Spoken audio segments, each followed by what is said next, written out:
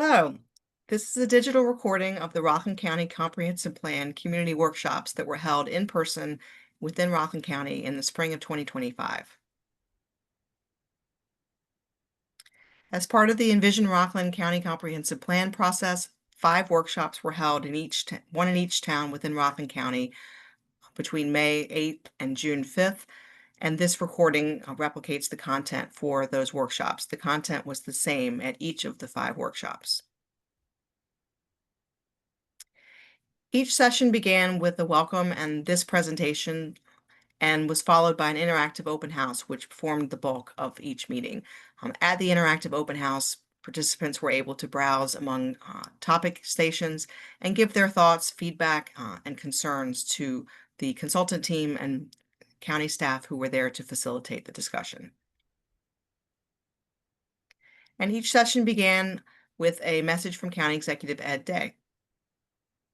As has been said many times, a government of the people, for the people, and by the people has been a tenet for this nation since for 250 years. On not such a grand scale, what we're looking to do here in Rockland County is to update everybody on the county-wide comprehensive plan. This is a ground-up effort that I have great strength and belief in. As a former Civic Association president, my world has not been in government the entirety of my working life. I believe in people involvement. You need to tell us what you like to see when it comes to the development of our county. We get one shot at this. So this is something that you have an opportunity to share your goals and your priorities and what you see should be envisioned for this county. You can talk to your neighbors and get some sense of where they're coming from. Another positive thing that we can get done. And talk about the comprehensive plan that we are laying out under the auspices of our county planning department. So there's a number of things that we can do here, but in order to do these things, we need you. So I'm asking all of you, as you can hear this, please be part of the solution, be part of what we can get done here together in Rockland County, because after all, at the end of the day, this is our future and the future of our children and grandchildren. Thank you very much.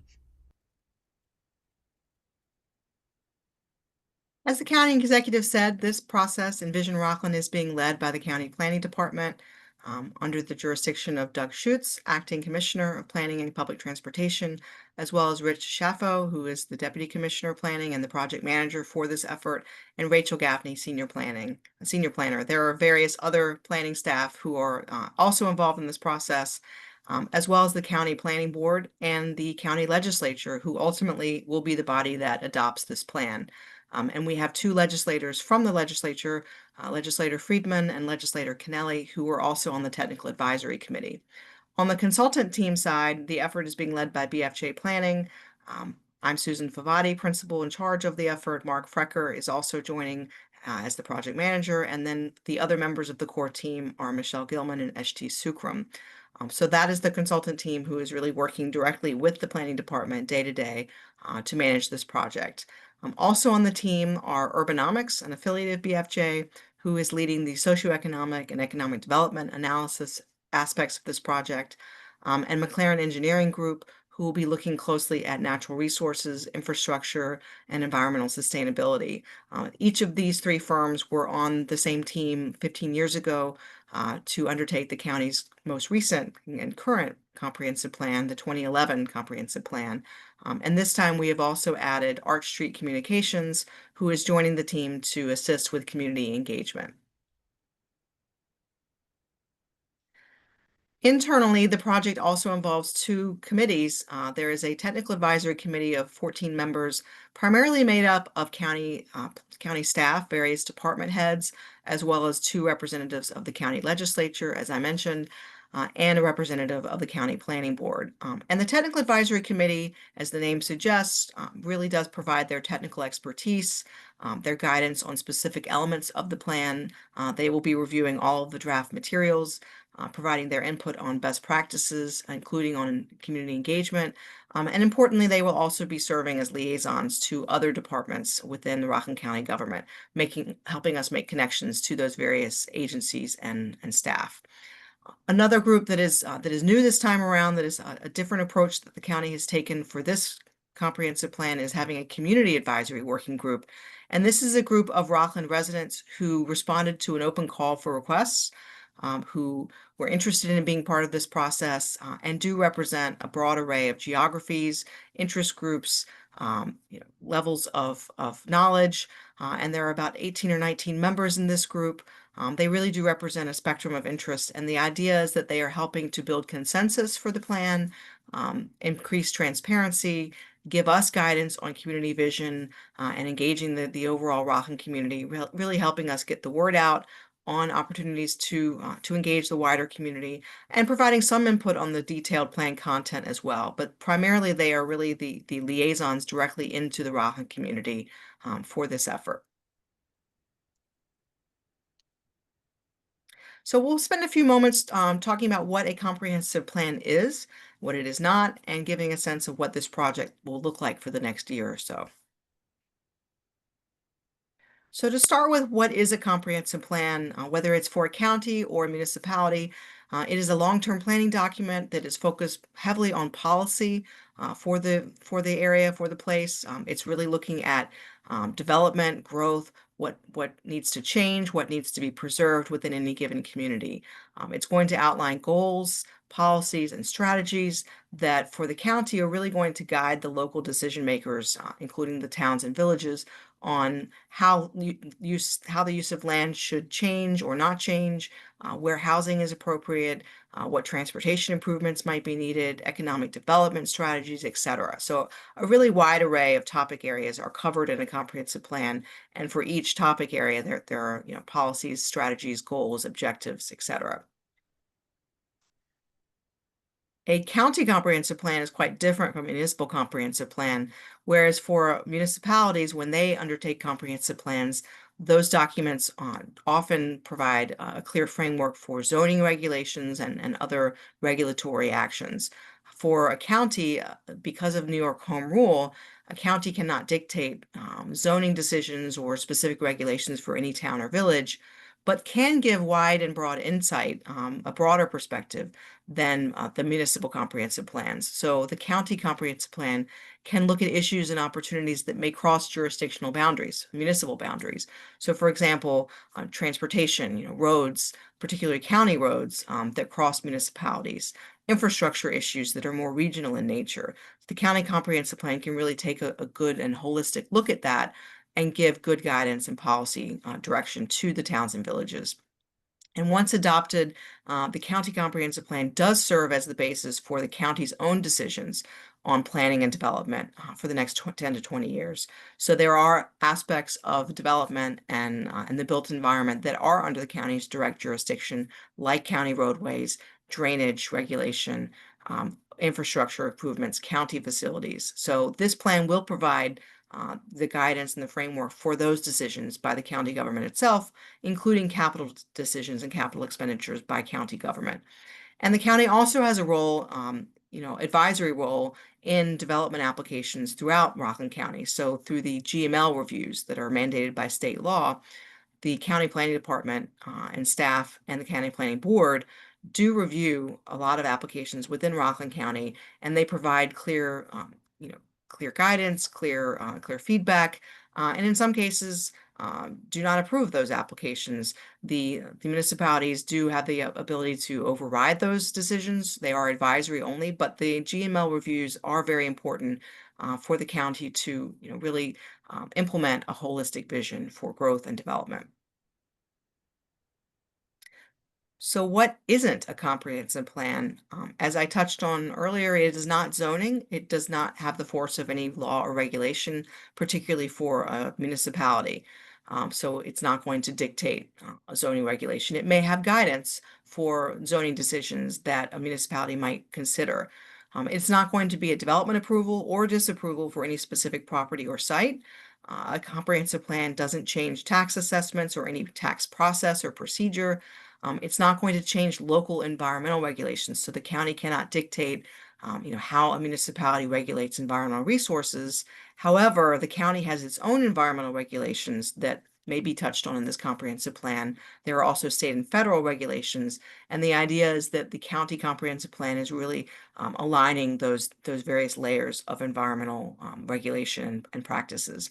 And then lastly, a county comprehensive plan does not require or mandate any specific budgeting or spending action or decision. Again, it will have recommendations that may have budgetary implications, but it's not going to be binding on any particular spending action. So in terms of the comprehensive planning process, it is a total 18-month process that began really at the beginning of 2025. It will take us through June of 2026. And there have been lots of activities happening throughout this process. So since we kicked off at the beginning of 2025, a lot of the focus has been on establishing the community engagement plan, which you see in the yellow boxes, really coming up with a strategy for engaging the community and stakeholders, planning for the workshops and the visioning surveys online, and we'll talk about that in a couple moments. So that's been a lot of the effort, setting up the committees, as well as what you see in the green, starting up with the existing conditions analysis. So a lot of data collection, mapping, a lot of effort to really understand where the county is today. And some of the outcomes of that process that we're working on currently will include detailed municipal profiles for every town and village, as well as school districts and the county overall, looking at demographics, how that has changed in the last 15 years, what the built environment looks like from a land use and zoning perspective. So each municipality, as well as the county overall, will have a profile within the plan that looks at those different areas. We are also undertaking a county-wide build-out analysis that looks at what is the maximum potential development on both vacant land as well as underutilized land in Rockland County if we followed every municipality's zoning regulations. So that's a significant data analysis piece that will give a sense of where the remaining development potential is in Rockland County. And then the last piece of the existing conditions analysis is a series of population projections for the county as well as the towns, looking at what we can expect in terms of population growth. So that is a lot of the effort that's been happening to date. We are also, now that the first phase of public engagement is winding down, we're looking at the vision and planning goals that we'll be working on with the Community Advisory Working Group. And then in the summer of 2025, we'll start actually drafting plan chapters. That will lead to a full draft plan around the end of 2025. The initial ideas and strategies for those plan chapters will be tested again with the overall public in the fall of 2025 and another round of public workshops. And then leading into 2026, we will be getting into plan revisions, the approvals process, with the intent that the final plan would be adopted by the county legislature in June of 2026. And I'll speak in a moment about the engagement, but we also have been engaging, as I mentioned, with the Technical Advisory Committee, as well as the Community Advisory Working Group, the Planning Board, and the County Legislature. And we'll be touching back with those groups at various points during the process. So in terms of what the plan actually looks like, it will begin with an introduction and an overview and executive summary of the process, summarizing the engagement, the vision and goals, basically how this process unfolded. Then there will be an existing conditions section, which will include a lot of the work I was just mentioning, the municipal and county profiles, the demographics, the population projections, and a description of the built environment from a land use and zoning perspective. And then we'll go into the plan chapters themselves. You see the various topic areas listed here, including housing, transportation, sustainability, etc. And for each chapter, we'll begin with a quick discussion and overview of the prior studies and initiatives, what the county or other jurisdictions like the towns and villages may have been working on, studies and plans that have been produced that provide a foundation for understanding in that topic area.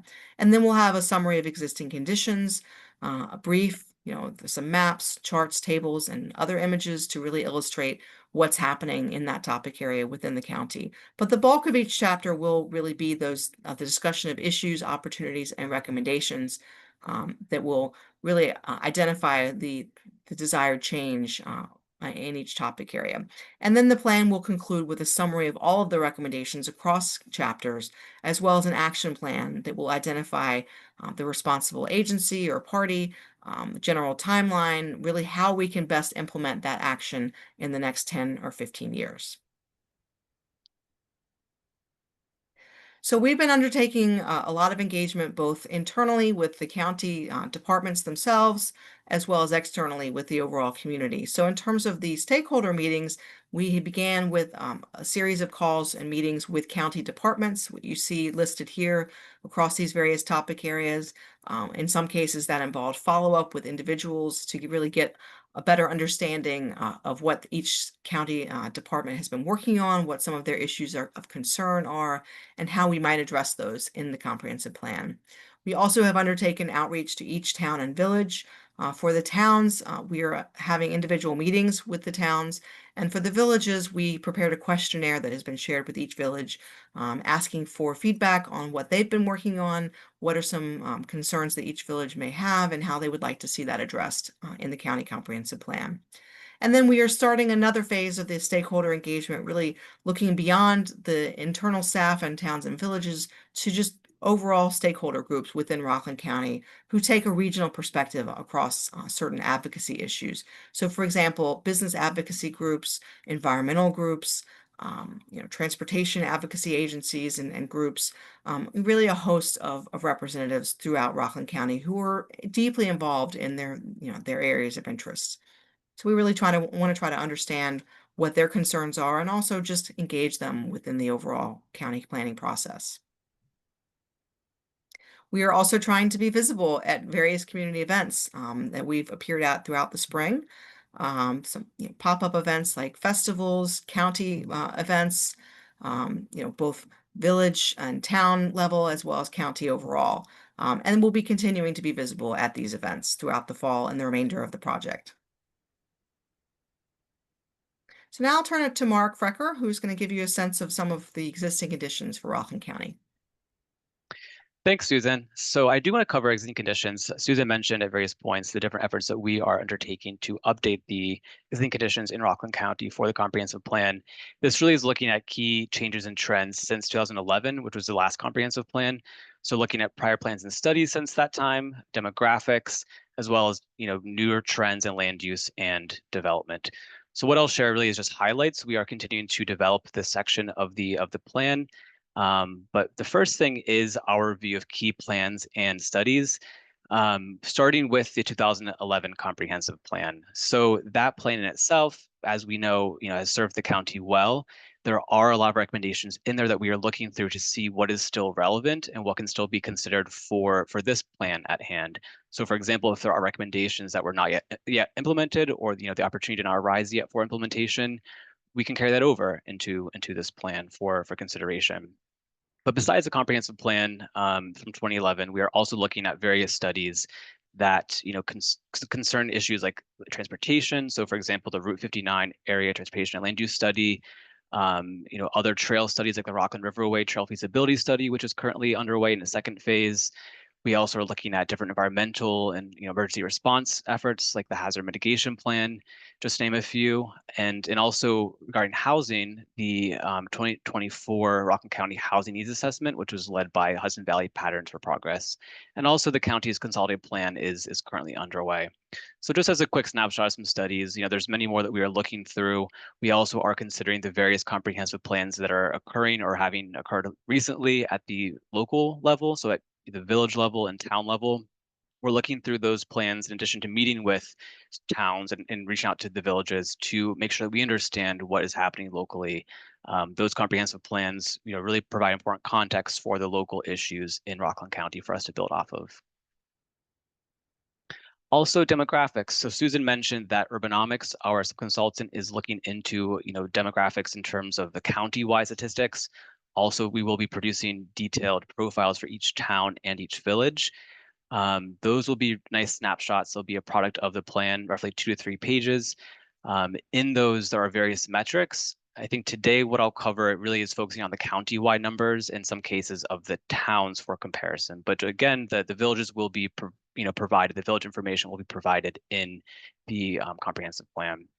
Before I get into some of these numbers, I do want to mention that we are the numbers that you see focus mostly on 2010, that decennial census, compared to the most recently available census data from the American Community Survey, which is a census product. That's the 2023 American Community Survey. So that helps us give a look at the 2010 numbers compared to what's most recently available to see what the changes and trends are since the last comprehensive plan in 2011. So looking to the overall population, Rockland County, Rockland's population has increased by 8.7% since 2010, adding roughly 27,000 new residents to the county in total.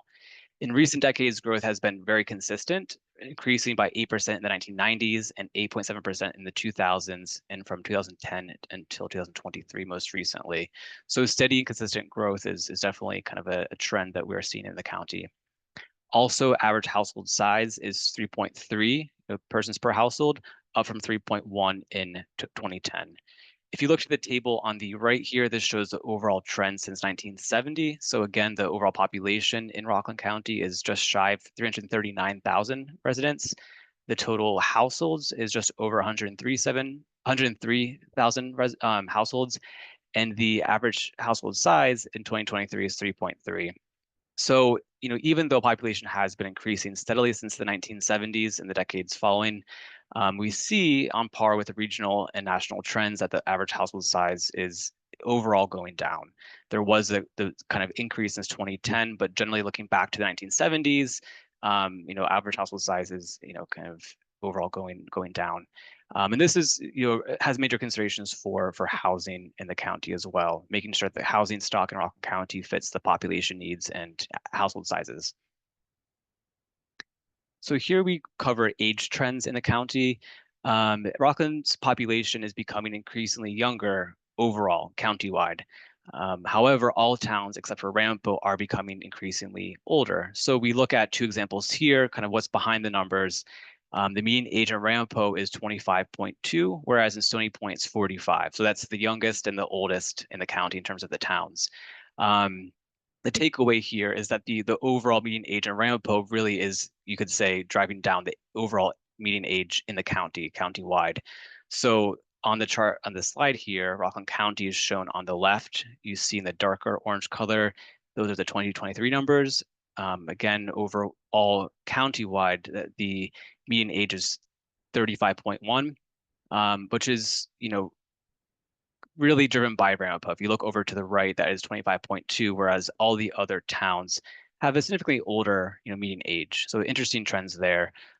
This is why it's of course important for us to look at the trends at the town and village level to see what really is driving the numbers countywide for all metrics. Okay, so looking to household income, Rockland County does have a wide range of incomes. Those earning less than $50,000 account for a quarter of residents, and those earning $200,000 or more represent another quarter of residents. So this shows that there is a lot of economic diversity. You could also say disparity in the county in terms of what different households experience in the economic situation across the county, in different households. The county median household income overall is $110,000, just over that number, but it does vary significantly by town. So it's roughly $86,000 in Ramapo and $136,000 in Clarkstown. So those numbers again show some of the differences, driven by the towns that give some more sense behind the overall county numbers. This slide here shows race and ethnicity in the county, a bit of a snapshot of that.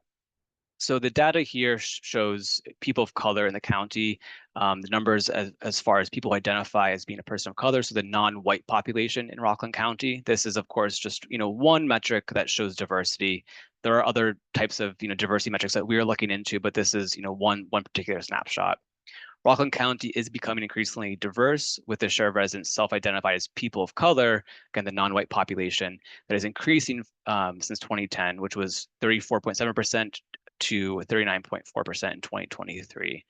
So if we look at the numbers again, it's clear on this slide that Haverstraw is a bit of the outlier, really kind of, in 2010 in Haverstraw, in the town of Haverstraw, roughly 60% of the population identified as non-white, as being a person of color, and in 2023 that number is up to 69.4. So that does contrast to other areas. Orangetown, if we see the number as of 2023, it's just shy of 30%. So this gives another snapshot of how we're seeing differences between the towns in Rockland County. All right, so looking at housing, over 2 out of 3 houses in Rockland County are owner occupied, which accounts for just over 68%. Since 2010, the growth in renter households has far outpaced the growth in owner occupied households. So, rental housing is becoming increasingly necessary. There's, more renters in the county than ever before. The total vacancy rate in Rockland County is estimated at 4.9% over the 5-year period from 2019 until 2023. And that 4.9% number is important because housing vacancy rates of less than 5% are generally indicative of a housing shortage. So even though that 4.9 is just below 5%, it still does indicate some degree of a housing shortage in Rockland County. We all know that housing is a major need, both in the county and regionally, and this number really does back that up. Looking to cost and affordability of housing, a few takeaways here to consider. So looking at renters, the county's median gross rent grew from 47% from just over $1,200 in 2010 to just over $1,800 in 2023.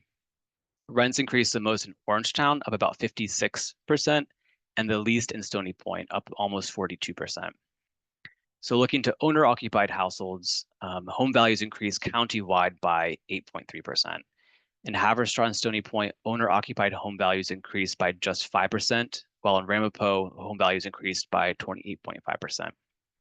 Housing cost burden does affect roughly 60% of renters in the county and 37% of homeowners. And housing cost burden is, another major challenge for the, local residents in the county. Cost burden really is defined whenever a household is spending, 30% or more of their income on housing. So again, the number of 60% of renters experiencing, or really being cost burdened is quite substantial and a major consideration. All right, so that kind of wraps up some of the high-level takeaways on demographics in the county that really are shaping, our kind of existing conditions work and what we'll be looking into further in the chapters. We also want to touch on, our mapping that's underway. Land use is a major data set for any comprehensive plan. What you see in the slide here is a map that has been recently updated. This is based on 2023 land use data provided by the county. This is a few takeaways to note from this. To no one's surprise, the largest share of land use in the county does go to open space and parkland. That accounts for roughly, just over 37% of all land in the county. We all know that Rockland has, an amazing open space and park network. This reflects that. There's much, to be said about Rockland's, amazing natural resources and open space. Following that, single-family residential uses do account for just shy of 28% of all land. So really the second most common or second, most represented land use in the county. Looking to a few other numbers here, multifamily residential land uses, that is really defined here as 4 units or more. That accounts for roughly 3.5% of all land use in the county. Looking to industrial land uses, both heavy and light industrial, that's just shy of 3% of all land use. Institutional and quasi-public land uses account for 5.3%. And vacant land, Susan mentioned the build-out analysis. We're going to be looking a little bit more into vacant land across the county and what those parcels look like, what the opportunity is there for potential development or other uses or conservation, et cetera. Those land uses, vacant or non-classified, account for 7.3% of all land uses in the county. Okay, so from here, during the spring workshops, we really the kind of the main convening factor for all these meetings was the open house. And each workshop had, following the presentation, an open house portion that was the bulk of the meeting time. And participants of the workshops were invited to go around the room. The room is set up to have various stations with facilitators at each. Those stations that you see on the right side of the screen here, they included land use and zoning, sustainability and infrastructure, transportation, open space, cultural and historical resources, natural resources, housing, community services and facilities, as well as economic development. So each station had prompts, and those prompts were basically an invitation to respond to those questions. But also, we really just wanted folks to respond more generally to their ideas or concerns across these categories.